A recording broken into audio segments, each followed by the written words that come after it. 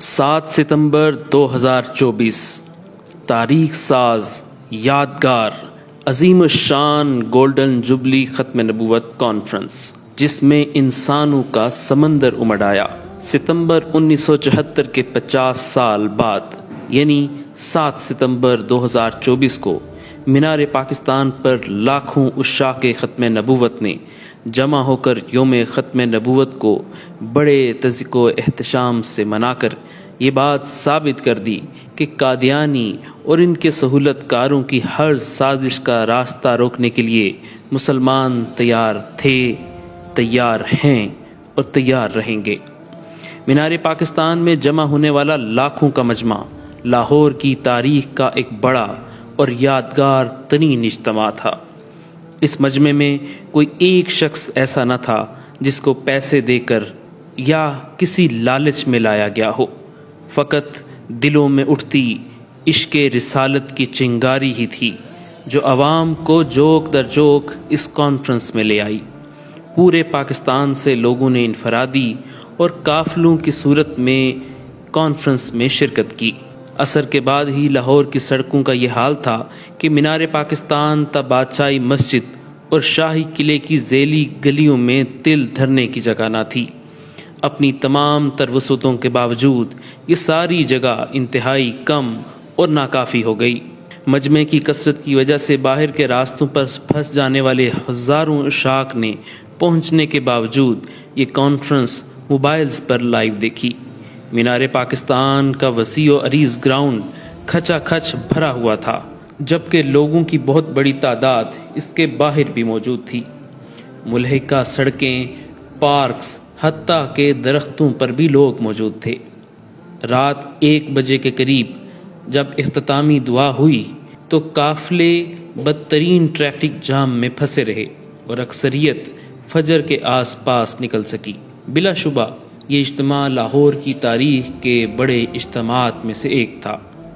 تمام مسالک کے علماء کو خطاب کا موقع دیا گیا، جبکہ کروڑوں افراد نے اسے سوشل میڈیا کے ذریعے براہ راست دیکھا۔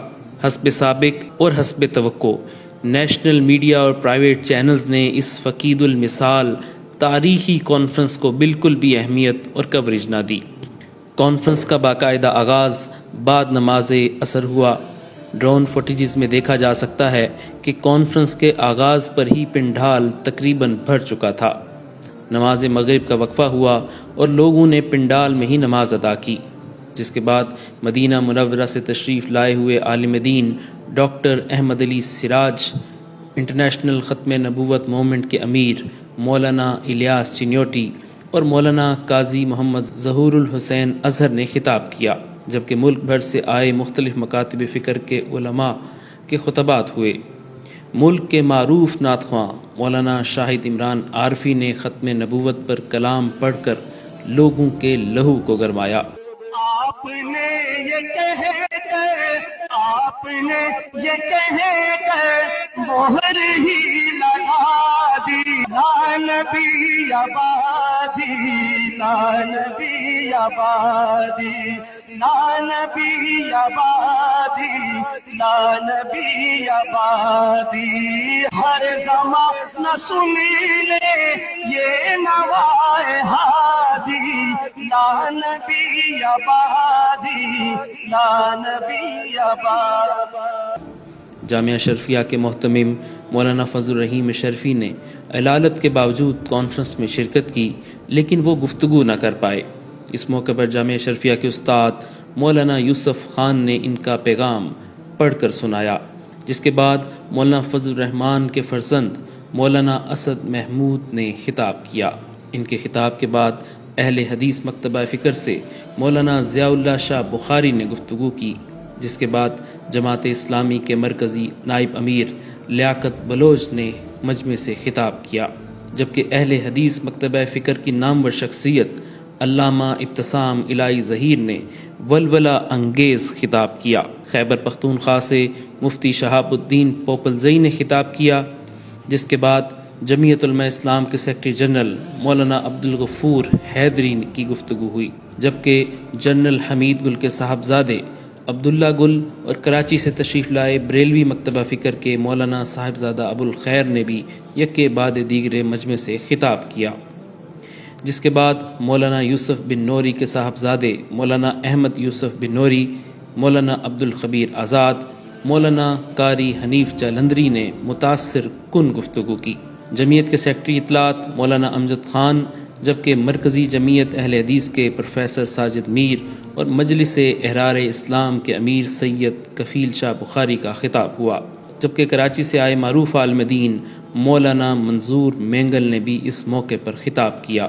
معروف شاعر سید سلمان گیلانی نے موقع کی مناسبت سے نظم پڑھ کر خوب داد وصول کی۔ یاد